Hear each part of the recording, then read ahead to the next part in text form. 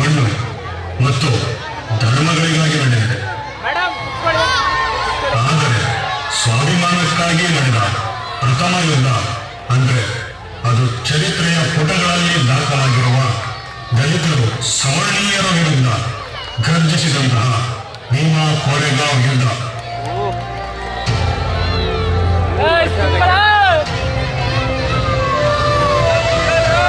ಪ್ರಾಚೀನ ಕಾಲದಿಂದಲೂ ಚಾತುರ್ವರ್ಣ ವ್ಯವಸ್ಥೆಯ ಮೂಲಕ ಶೂದ್ರ ಸಮುದಾಯಗಳ ಮೇಲೆ ಮೇಲ್ವರ್ಗ ಬ್ರಾಹ್ಮಣ ಸಮುದಾಯವು ನಿರಂತರವಾಗಿ ಶೋಷಣೆಗಳನ್ನು ಮಾಡುತ್ತಾ ಕ್ರಿಮಿ ಕೀಟ ಪ್ರಾಣಿಗಳಿಗಿಂತ ಕೀಳಾಗಿ ಶೂದ್ರ ವರ್ಗವನ್ನ ಕಾಣುತ್ತಿದ್ದರು. ಭಾರತದಲ್ಲಿದ್ದಂತಹ ಅಂದಿನ ಮೇಲ್ವರ್ಗದ ಜನರು ಸದಾ ತಮ್ಮಲ್ಲೇ ಜಗಳಕ್ಕೆ ವ್ಯಾಪಾರಕ್ಕಾಗಿ ಬಂದಂತಹ ಬ್ರಿಟಿಷರ ಜೊತೆ ಕೈ ಜೋಡಿಸಿ ಭಾರತದಲ್ಲಿದ್ದ ತಮ್ಮವರ ಮೇಲೆ ಪಿತೂರಿ ಮಾಡಿ ಬ್ರಿಟಿಷರು ಇಡೀ ಭಾರತದಲ್ಲಿ ತಮ್ಮ ಅಧಿಕಾರವನ್ನ ಸ್ಥಾಪಿಸಲು ಇದೇ ಮೇಲ್ವರ್ಗದ ಹಲವು ಬ್ರಾಹ್ಮಣ ಕ್ಷತ್ರಿಯ ಸಮುದಾಯಗಳು ಸಹಾಯ ಮಾಡಿ ಭಾರತವನ್ನು ಬ್ರಿಟಿಷರ ಕಪಿಮುಷ್ಟಿಗೆ ಸಿಲುಕುವಂತೆ ಮಾಡುತ್ತಾರೆ.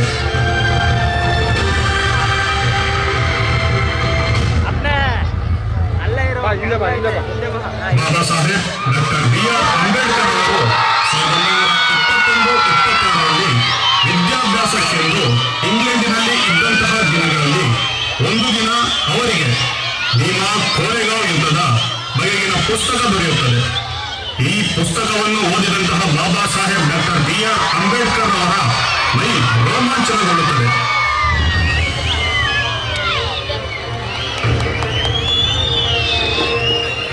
ಭೀಮಾ ಕೋರೆಗಾಂವ್ ಯುದ್ಧ ಚರಿತ್ರೆಯ ಪುಟಗಳಲ್ಲಿ ಯಾರೂ ಊಹಿಸಲಾಗದ ಒಂದು ಸತ್ಯ ಘಟನೆಯ ದಂತಕಥೆ ಎಂದು ನಾವು ತಿಳಿಯಬಹುದು. ಅಂದು ಬ್ರಿಟಿಷರು ಭಾರತದ ಅನೈಕ್ಯತೆಯ ಲಾಭವನ್ನು ಪಡೆದು ಭಾರತದ ತುಂಬೆಲ್ಲ ತಮ್ಮ ಅಧಿಕಾರವನ್ನು ಸ್ಥಾಪಿಸುತ್ತಿದ್ದಂತಹ ದಿನಗಳು. ಅದೇ ರೀತಿ ಬ್ರಿಟಿಷರಿಗೆ ಮರಾಠರು ಹಾಗೂ ನಿಜಾಮರು ಸಹಾಯ ಮಾಡುವ ಮೂಲಕ ಮೈಸೂರಿನ ಸುಲ್ತಾನನಾದ ಭಾರತದ ಪ್ರಥಮ ಸ್ವಾತಂತ್ರ್ಯ ಪ್ರೇಮಿಯಾಗಿ ಬ್ರಿಟಿಷರಿಗೆ ಸೆಡ್ಡು ಹೊಡೆದಿದ್ದ ಟಿಪ್ಪು ಸುಲ್ತಾನನ್ನು ಸೋಲಿಸುವ ಮೂಲಕ ಮೈಸೂರು ಸಂಸ್ಥಾನವನ್ನು ಸಹಾಯಕ ಸೈನ್ಯ ಪದ್ಧತಿಯ ಮೂಲಕ ಬ್ರಿಟಿಷರು ತಮ್ಮ ಆಡಳಿತಕ್ಕೆ ಒಳಪಡಿಸಿಕೊಂಡಿದ್ದರು.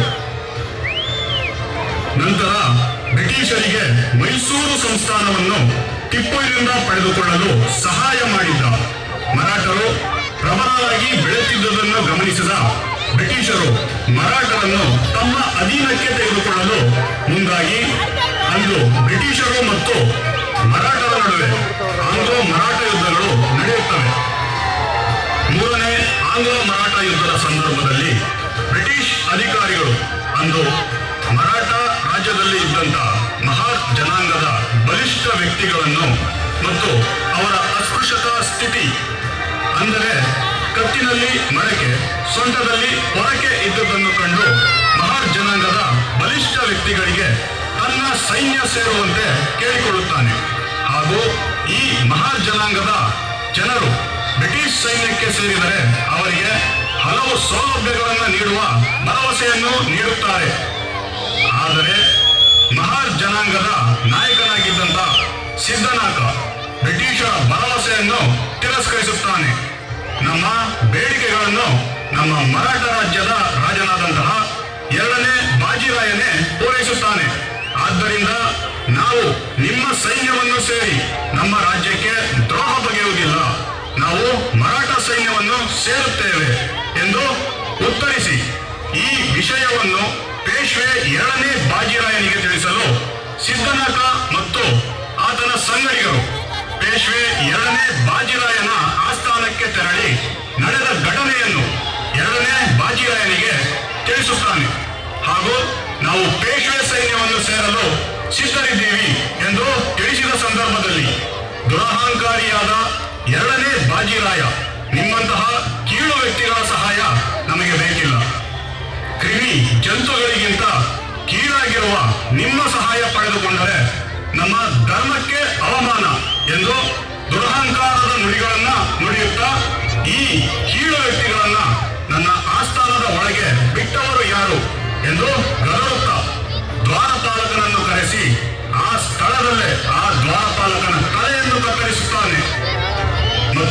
ಸಿದ್ದನಾಕ ಹಾಗೂ ಸಂಗಡಿಗರು ನಿಂತಿದ್ದಂತಹ ಸ್ಥಳವನ್ನು ಗೋಮೂತ್ರ ಮತ್ತು ಸಗಣಿಯಿಂದ ಶುದ್ಧೀಕರಿಸಿ ಎಂದು ಆಜ್ಞೆ ಮಾಡುತ್ತಾನೆ. ಇದನ್ನೆಲ್ಲ ಗಮನಿಸಿದಂತಹ ಸಿದ್ದನಾಕ ಮತ್ತು ಮಹಾರ್ ಜನಾಂಗದವರ ರಕ್ತ ಕುದಿಯುತ್ತದೆ. ಪೇಶ್ವೆಗಳ ಎರಡನೇ ಬಾಜಿರಾಯ ಮಾಡಿದಂತಹ ಈ ಅವಮಾನಕ್ಕೆ ತಕ್ಕ ಉತ್ತರವನ್ನು ನೀಡಲೇಬೇಕೆಂಬ ನಿರ್ಧಾರ ಮಾಡಿ ಬ್ರಿಟಿಷ್ ಸೈನ್ಯಕ್ಕೆ ಸೇರುವಂತೆ ಕೇಳಿಕೊಂಡಿದ್ದಂತಹ ಅಧಿಕಾರಿಯನ್ನು ಭೇಟಿ ಮಾಡಿ, ನಾವು ಬ್ರಿಟಿಷ್ ಸೈನ್ಯವನ್ನು ಸೇರಿ ಪೇಶ್ವೆಗಳ ವಿರುದ್ಧ ಹೋರಾಡಲು ತಯಾರಿದ್ದೇವೆ. ಇದಕ್ಕೆ ಪ್ರತಿಯಾಗಿ ತಾವು ನಮ್ಮ ಜನರಿಗೆ ಬ್ರಿಟಿಷ್ ಸೈನ್ಯದಲ್ಲಿ ಉದ್ಯೋಗ ಮತ್ತು ನಮ್ಮ ಮಕ್ಕಳಿಗೆ ವಿದ್ಯಾಭ್ಯಾಸದ ಹಕ್ಕನ್ನು ನೀಡಬೇಕೆಂಬ ಬೇಡಿಕೆಗಳನ್ನು ಇಡುತ್ತಾರೆ. ಅದಕ್ಕೆ ಬ್ರಿಟಿಷ್ ಅಧಿಕಾರಿ ಈ ಮಹಾರ್ ಜನಾಂಗದ ಬೇಡಿಕೆಗಳನ್ನು ಒಪ್ಪಿ ಮಹಾರ್ ಜನಾಂಗದವರಿಗೆ ಯುದ್ಧ ತರಬೇತಿಗಳಾದಂತಹ ಬಂದೂಕು ಮತ್ತು ಸಿಡಿಮದ್ದುಗಳ ಬಳಕೆಗಳನ್ನು ಹೇಳಿಕೊಡುತ್ತಾರೆ. ಹೀಗೆ ಮಹಾರ್ ಜನಾಂಗ ಬ್ರಿಟಿಷ್ ಸೈನ್ಯಕ್ಕೆ ಸೇರುವ ವಿಷಯ ತಿಳಿದಂತಹ ಪೇಶ್ವೆಯ ಎರಡನೇ ಬಾಜಿರಾಯ ಕ್ರೋಧಗೊಂಡು ತನ್ನ 20,000 ಅಶ್ವದಳ ಮತ್ತು 8,000 ಕಾಲ್ದಳದ ಸೈನ್ಯದೊಂದಿಗೆ ಯುದ್ಧಕ್ಕೆ ಮುಂದಾಗುತ್ತಾನೆ. ಬಾಂಬೆ ರೆಜಿಮೆಂಟಿನ ಕೇವಲ 500 ಜನ ಮಹಾರ್ ಕಾಲ್ದಳದ ಸೈನಿಕರು 1817 ಡಿಸೆಂಬರ್ 31ನೇ ತಾರೀಕು ಬ್ರಿಟಿಷ್ ಅಧಿಕಾರಿ ಕ್ಯಾಪ್ಟನ್ ಸ್ಟ್ಯಾಂಟನ್ ನೇತೃತ್ವದಲ್ಲಿ ಸಿರೂರಿನಿಂದ ಸುಮಾರು 27 ಕಿಲೋಮೀಟರ್ ನಡೆದು ಮಾರನೆಯ ದಿನ 1818 ಜನವರಿ 1ನೇ ತಾರೀಕು ಬೆಳಗ್ಗೆ ಕೋರೆಗಾಂವ್ ರಣಾಂಗಣವನ್ನು ತಲುಪುತ್ತಾರೆ. ಈ ಸಮಯದಲ್ಲಿ ಮೂರೂ ದಿಕ್ಕುಗಳಿಂದಲೂ ತಲಾ 600ರಷ್ಟಿದ್ದ ಪೇಶ್ವೆಯ ಕಾಲ್ದಳದ 3 ತುಕಡಿಗಳು ಕ್ಯಾಪ್ಟನ್ ಸ್ಟ್ಯಾಂಟನ್ ಅನ್ನು ಸುತ್ತುವರಿಯುತ್ತಾರೆ. ಅಲ್ಲದೆ ಈ ಸೈನ್ಯದ ಬೆಂಬಲಕ್ಕೆ ಬೃಹತ್ ಅಶ್ವದಳ, ರಾಕೆಟ್ ದಳ ದಾಳಿ ಮಾಡುತ್ತವೆ. ಈ ಸಂದಿಗ್ಧ ಸ್ಥಿತಿಯಲ್ಲಿ ಬ್ರಿಟಿಷ್ ಸೇನೆಯು ಪೇಶ್ವೆಗಳ ಕಾಲ್ದಳ ಮತ್ತು ಪಿರಂಗಿ ದಳಗಳಿಂದ ಸಂಪೂರ್ಣವಾಗಿ ವೃತ್ತಾಕಾರದ ಮಾದರಿಯಲ್ಲಿ ಸುತ್ತುವರಿಯುತ್ತದೆ. ಅದು ಹೇಗೆಂದರೆ ಪಕ್ಕದಲ್ಲೇ ಹರಿಯುತ್ತಿದ್ದ ಭೀಮಾ ನದಿಗೆ ಹೋಗುವ ಮಾರ್ಗಗಳೆಲ್ಲ ಬಂದ್ ಆಗುವಷ್ಟು ಮಟ್ಟಿಗೆ. ಕೊನೆಗೆ ವಿಧಿ ಇಲ್ಲದೆ ಈ ಎರಡೂ ಸೈನ್ಯಗಳು ಕೋರೆಗಾಂವ್ ಗ್ರಾಮವನ್ನು ಪ್ರವೇಶಿಸುತ್ತವೆ. ಕೋರೆಗಾಂವ್ ಗ್ರಾಮವನ್ನು ಪ್ರವೇಶಿಸಿದ್ದೇ ತಡ ಎರಡೂ ಸೈನ್ಯಗಳು ಬೀದಿಗಳಲ್ಲಿ ಒಬ್ಬರ ಮೇಲೊಬ್ಬರು ಎರಗುತ್ತಾರೆ. ಈ ಸಂದರ್ಭದಲ್ಲಿ ವೀರಾವೇಶದಿಂದ ಗರ್ಜಿಸಿದಂತಹ ಮಹಾ ಸೈನ್ಯ ಕೈಗೆ ಸಿಕ್ಕ ಪೇಶ್ವೆ ಸೈನಿಕರ ರುಂಡಗಳನ್ನು ಚೆಂಡಾಡುತ್ತಾ ಬಹುದಿನಗಳಿಂದ ತಮ್ಮ ಅಂತರಾಳದಲ್ಲಿ ಕುದಿಯುತ್ತಿದ್ದಂತಹ ಜ್ವಾಲಾಮುಖಿ ಒಮ್ಮೆಲೆ ಸಿಡಿದಂತೆ ಪೇಶ್ವೆ ಸೈನಿಕರನ್ನು ಮನಬಂದಂತೆ ಕತ್ತರಿಸುತ್ತಾ ಮುನ್ನುಗ್ಗುತ್ತಿದ್ದಂತಹ ಮಹಾರ್ ಸೈನಿಕರ ಅಟ್ಟಹಾಸವನ್ನು ನೋಡಿ ಬೆದರಿದಂತಹ ಎರಡನೇ ಬಾಜಿರಾಯ ಯುದ್ಧರಂಗದಿಂದ ಏಡಿಯಂತೆ ಓಡಿ ಹೋಗುತ್ತಾನೆ. ಬೆಳಗ್ಗೆ 9 ಗಂಟೆಗೆ ಶುರುವಾದ ಈ ಯುದ್ಧ ಸತತ 12 ಗಂಟೆಗಳ ಕಾಲ ಸತತವಾಗಿ 500 ಜನ ಮಹಾರ್ ಸೈನಿಕರು 28,000 ಪೇಶ್ವೆ ಸೈನಿಕರನ್ನ ಕೊಂದು ಜಯಗಳಿಸುತ್ತಾರೆ. ಈ ಯುದ್ಧದ ದಣಿವನ್ನು ನೀಗಿಸಿಕೊಳ್ಳಲು ಪಕ್ಕದಲ್ಲೇ ಹರಿಯುತ್ತಿದ್ದ ಭೀಮಾ ನದಿಯ ನೀರನ್ನು ಕುಡಿದು ಜೈ ಭೀಮ್ ಎಂಬುವ ಘೋಷಣೆಗಳನ್ನ ಕೂಗುತ್ತಾರೆ. ಹೀಗೆ ಈ ಯುದ್ಧದಲ್ಲಿ ಅತ್ಯಮೋಘ ಧೈರ್ಯ ಮತ್ತು ಶಿಸ್ತುಬದ್ಧ ಶೌರ್ಯವನ್ನು ಪ್ರದರ್ಶಿಸಿದ ಮಹಾರ್ ಸೈನಿಕರು ಜಯಗಳಿಸಿದ ನಂತರ ದುರಹಂಕಾರಿ ಪೇಶ್ವೆಗಳ ಆಡಳಿತ ಮಹಾರಾಷ್ಟ್ರದಲ್ಲಿ ಕೊನೆಯಾಗಿ ದಲಿತ ಅಸ್ಪೃಶ್ಯರ ಸ್ಥಿತಿ ಸುಧಾರಣೆಯಾಗುವಲ್ಲಿ ಬ್ರಿಟಿಷ್ ಅಧಿಕಾರಿಗಳು ಕೊಟ್ಟ ಮಾತಿನಂತೆ ಶೂದ್ರ ವರ್ಗದ ಜನರಿಗೆ ಉದ್ಯೋಗ ಮತ್ತು ಶಿಕ್ಷಣ ನೀಡಲು ಸಮ್ಮತಿಸುತ್ತಾರೆ.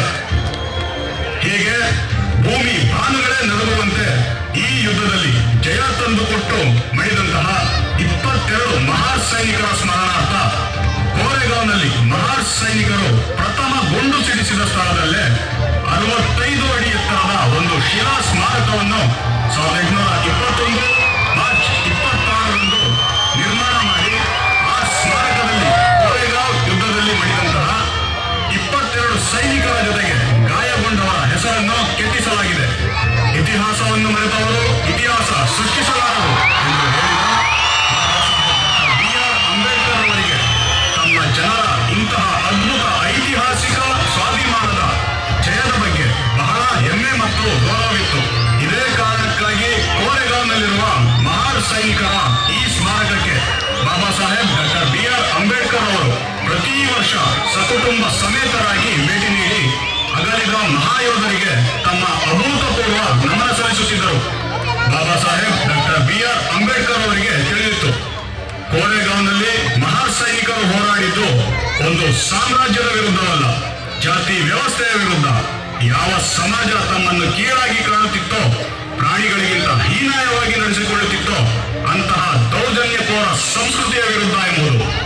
ಒಂದು ವೇಳೆ ಕೋರೆಗಾಂವ್ ಯುದ್ಧ ನಡೆಯದಿದ್ದರೆ ಯುದ್ಧ ನಡೆದ 73 ವರ್ಷಗಳ ನಂತರ ಹುಟ್ಟಿದ ಬಾಬಾ ಸಾಹೇಬ್ ಡಾಕ್ಟರ್ BR ಅಂಬೇಡ್ಕರ್ ಅವರು ಶಿಕ್ಷಣ ಪಡೆದು ವಿದೇಶಿ ವ್ಯಾಸಂಗಕ್ಕೆ ತೆರಳಿ ಭಾರತಕ್ಕೆ ಶ್ರೇಷ್ಠ ಸಂವಿಧಾನವನ್ನು ನೀಡಲು ಸಾಧ್ಯವಾಗುತ್ತಿರಲಿಲ್ಲ.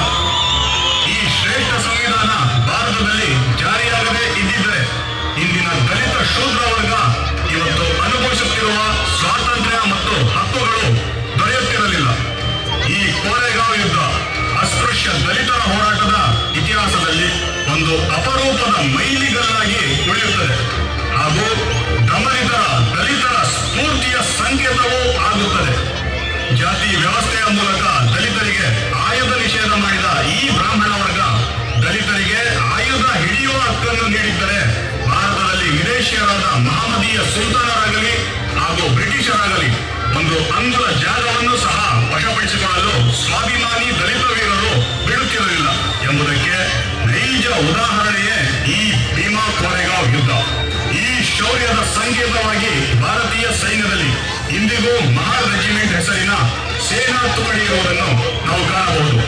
ಇಂತಹ ಸ್ವಾಭಿಮಾನಿ ವೀರ ವಂಶಕ್ಕೆ ಸೇರಿದಂತಹ ದಲಿತ ಸಮುದಾಯದ ಜನರು ಇಂದು ಶಿಕ್ಷಣದ ಮೂಲಕ ತಮ್ಮ ಹಕ್ಕುಗಳನ್ನು ಪಡೆದುಕೊಳ್ಳಲು ಹೋರಾಡಿದಂತಹ ಮಹಾಚೇತನ ಬಾಬಾ ಸಾಹೇಬ್ ಡಾಕ್ಟರ್ BR ಅಂಬೇಡ್ಕರ್ ಅವರ 135ನೇ ಜನ್ಮದಿನಾಚರಣೆಯಾದ ಇಂದು ನಾವೆಲ್ಲರೂ ಸಂಘಟಿತರಾಗಿ ನಮ್ಮ ಹಕ್ಕುಗಳನ್ನು ಶಿಕ್ಷಣ, ಸಂಘಟನೆ, ಹೋರಾಟದ ಮೂಲಕ ಪಡೆದೇ ತೀರುತ್ತೇವೆಂದು ಶಪಥ ಮಾಡೋಣ. ಜೈ ಭೀಮ್. ಸಮಸ್ತ ಗಾಂಧಿನಗರದ ಮಹಾಜನತೆಗೆ ಬಾಬಾ ಸಾಹೇಬ್ ಡಾಕ್ಟರ್ BR ಅಂಬೇಡ್ಕರ್ ಅವರ 135ನೇ ಜನ್ಮದಿನಾಚರಣೆಯ ಶುಭಾಶಯಗಳು.